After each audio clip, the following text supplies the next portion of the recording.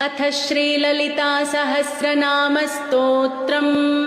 ॐ श्रीगणेशाय नमः।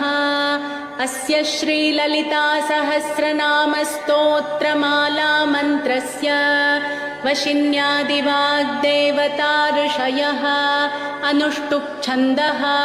श्रीललिता परमेश्वरी देवता श्रीमद्वाग्भवकूटेति बीजम् मध्यकूटेति शक्तिः शक्तिकूटेति कीलकम्। श्रीललिता महात्रिपुरसुन्दरी प्रसादसिद्धिद्वारा चिन्तितफलावाप्त्यर्थे पारायणे विनियोगः।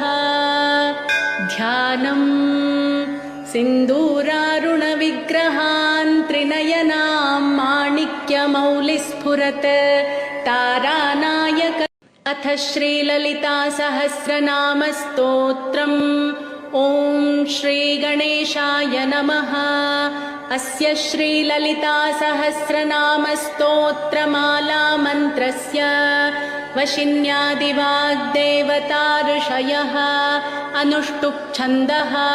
श्रीललिता परमेश्वरी देवता श्रीमद्वाग्भवकूटेति बीजम् मध्यकूटेति शक्तिः शक्तिकूटेति कीलकम्। श्रीललिता महात्रिपुरसुन्दरी प्रसादसिद्धिद्वारा चिन्तितफलावाप्त्यर्थे पारायणे विनियोगः।